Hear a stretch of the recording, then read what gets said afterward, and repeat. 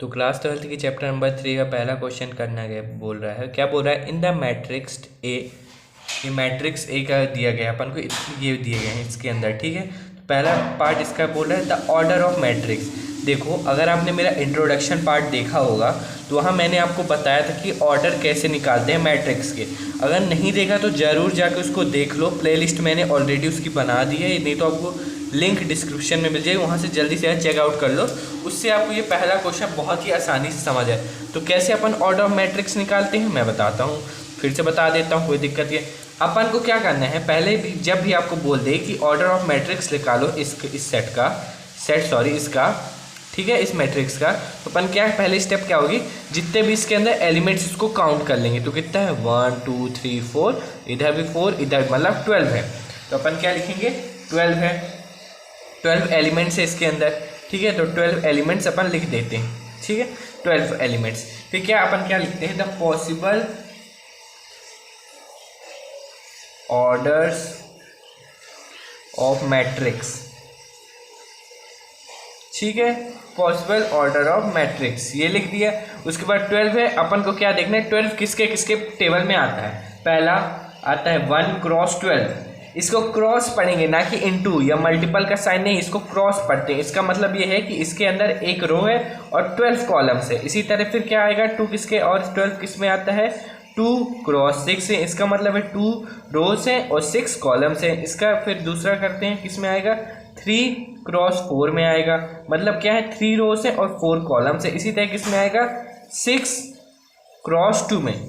ये और ये दोनों बिल्कुल अलग है बेटा, ये वाला भी और ये, इसमें क्या है 2 रोज है और 6 कॉलम, इसमें कितनी है 6 रोज है और 2 कॉलम है। तो ये तो बहुत ही डिफरेंट हो गया ना।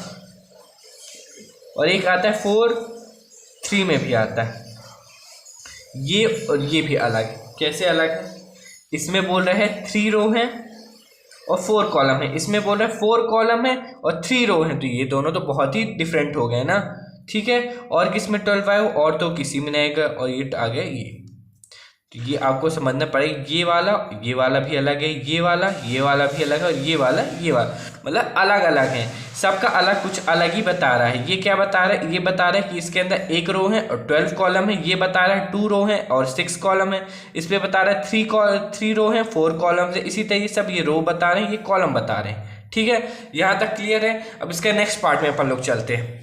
इसका सेकेंड पार्ट क्या बोल रहा है, सेकेंड पार्ट बोल रहा है द नंबर ऑफ एलिमेंट्स। तो इसके अंदर कितने एलिमेंट्स, अगर आप काउंट करके भी बता सकते हो, नहीं तो मैं आपको मस्ट टिप बताता हूँ क्या होता है। अगर अपन इन दोनों को इंटू कर देंगे तो टोटल नंबर ऑफ एलिमेंट्स ही आता है। देखो इसके अंदर पहले अपन देख, इसके अंदर 12 एलिमेंट्स थे, कितना है 1 × 12 करेंगे 12 आएगा, 2 × 6 करेंगे 12 आएगा, 3 × 4 करेंगे 12। मतलब देखो जब भी अपन रो और कॉलम का इंटू कर देते हैं तो वो कितना आ जाता है, रो और कॉलम के इंटू करने से, रो और कॉलम को इंटू करने से नंबर ऑफ एलिमेंट आ जाता है। तो ठीक है, कितने, तो अपन को भी तो साफ साफ दिख रहा है कि 12 एलिमेंट्स है। मान लो ऐसे क्वेश्चन में पूछ लिया गया, मान लो सिर्फ इतना दिया गया, एक 2 नंबर वाले में 1 नंबर के एमसीक्यू में आ जाता है कि बताओ इसके अंदर कितने एलिमेंट्स है। आपको ये दे दे 3 क्रॉस 4, तो बताओ इसके अंदर कितने एलिमेंट्स। तो आप सिंपली क्या कर देंगे, इसको इनटू कर दीजिएगा, कर देंगे तो आपको नंबर ऑफ एलिमेंट्स मिल जाएगा। तो चलिए अब इसका थर्ड पार्ट करते हैं, क्वेश्चन खत्म ही होने वाला अपन का। अब इसका तीसरा पार्ट करते हैं अपन। तीसरा पार्ट क्या बोल रहा है, right the element A13 A21 A33 A24 और A23। तो भैया बताओ ये क्या होता है। ये तो अपन अभी हम बहुत अलग है, मेरे को तो समझिए। देखो मैं बताता हूँ ना, तुम्हारा भैया है ना साथ में बिल्कुल बता देगा। देखो ये जो मैट्रिक्स के अंदर रेक्टेंगुलर फॉर्म के अंदर जो एलिमेंट्स होते हैं ये इसके नाम होते हैं। पहला क्या बोला है A13 क्या हो जाएगा, A13 है, ये पहला वाला रो बताता है, दूसरा वाला कॉलम बताता है। मतलब 1 एक रो है और ये 3 क्या है, कॉलम। कॉलम तो आपको पता होगा क्या है, एक 1 कॉलम, इसके अंदर कितने कॉलम है, 1 कॉलम 2 कॉलम 3 कॉलम 4 कॉलम। ये कॉलम ही तो हो गया, ये पूरे कॉलम है, ठीक है। तो इसने क्या बोला है A13, ठीक है। A13 ध्यान से समझो, A13 की वैल्यू क्या होगी, इसके अंदर से अपन को पूछ रहा है A13 क्या है। तो इसको देखो, ये अपन को रो बताएगा A1, फर्स्ट रो कौन है, अपन को बोल रहा है फर्स्ट रो देखो, तो अपन हाँ इस रो में आ गए। फिर बोल रहा है उसकी तीसरा कॉलम कितना है अपन का, तीसरा कॉलम में ये, तो ये आ गया अपन का A13। इसी तरह अब दूसरा, अभी बहुत एग्जाम्पल अपन क्वेश्चन है, बहुत आराम से सीख जाओगे। फिर बोल रहा है A21 कैसे निकाले, पहली स्टेप अपन को जो ये पहला नंबर दिया जाएगा ये क्या बताएगा, रो, ये वाला बताएगा कॉलम। तो अपन को बोल रहा है दूसरे कॉलम में जाओ, तो ये ये दूसरे रो में जाओ, ये हो गए पहली रो, ये हो गई दूसरी रो, तो दूसरी रो में आ गए। और दूसरी रो के कौन सा कॉलम बोला, फर्स्ट, यानी कि ये 35। बहुत ही कुछ भी नहीं है यार, आप लोग तो आराम से सीख जाओगे। ठीक है, अब इस फिर क्या बोला है, A33। पहली स्टेप क्या होगी, फिर से अपन ये पहला जो वर्ड हो नंबर होगा वो अपन को क्या बताएगा, अपन को रो बताएगा, और दूसरा क्या बताएगा, अपन को कॉलम बताएगा।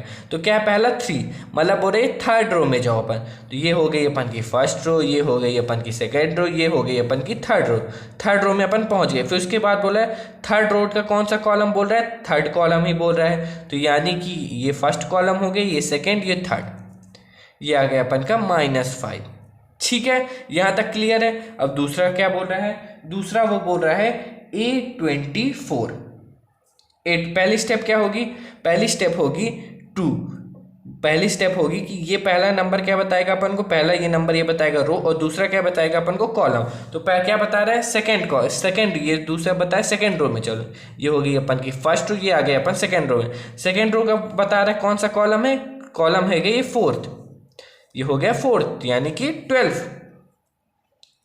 बहुत ही आसान है, कुछ नहीं है। अपन को पहला स्टेप क्या है, अपन को जो मान लीजिए कुछ भी नंबर बोल रहा है, जैसे A13 था, तो अपन ने क्या है, ये पहला ये रो बताएगा, तो अपन ने फर्स्ट में पहुंच, और कौन सा कॉलम है, तीसरा कॉलम है, तो ये अपन ने समझ गए। कॉलम तो यही होते हैं ना, वो 1 कॉलम 2 कॉलम 3 कॉलम 4, ये एकदम पीछे। ठीक है, ये पूरा कॉलम ही तो है, ये पूरा 1 कॉलम हो गया, ये पूरा 2 कॉलम, इसके नीचे लगाते हो कॉलम तो 4 ही रहेंगे। ठीक है, समझ गए, बिल्कुल क्लियर, हाँ बिल्कुल क्लियर। ठीक है, फिर लास्ट वाला क्या बोला, A23। तो ये अपने से एक बार पॉज करो वीडियो, अपने से करो, मैं तो बता ही रहा हूँ। ठीक है, पॉज कर लिया वीडियो, चलो अब मैं बताता हूँ। A23 क्या बता रहा है, A23 बता रहा है कि ये सेकेंड रो में अपन को जाना है, सेकेंड रो में जाना है, और कौन सा कॉलम का पार्ट है, तीसरे कॉलम के पार्ट है, यानी कि 5/2।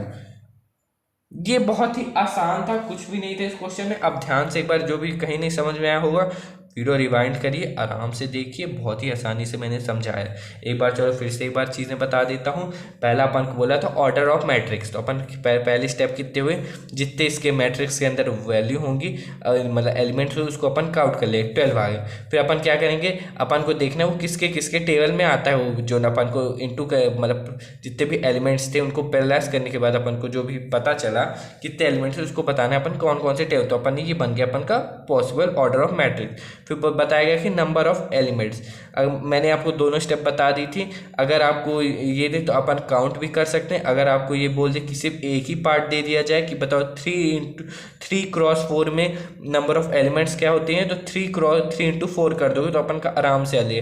फिर क्या थर्ड पार्ट क्या था, राइट द एलिमेंट निकालना था। A13 अपन को मैंने बता दिया, इसको पहला बताता है कि कौन से रो में जाना, और तीसरा बताता है कॉलम बताता है। तो कॉलम तो अपन को पता ही है, अपन तो चैम्प 1 2 3 4 ये कॉलम ही हो गए। ठीक है, बेसिक था आज, बहुत ही आसानी से अपन चैप्टर को स्टार्ट कर दिए हैं। अब धीरे धीरे अपन चीज़ों को आगे बढ़ाएंगे और एकदम एडवांस हो जाएंगे इस चैप्टर में।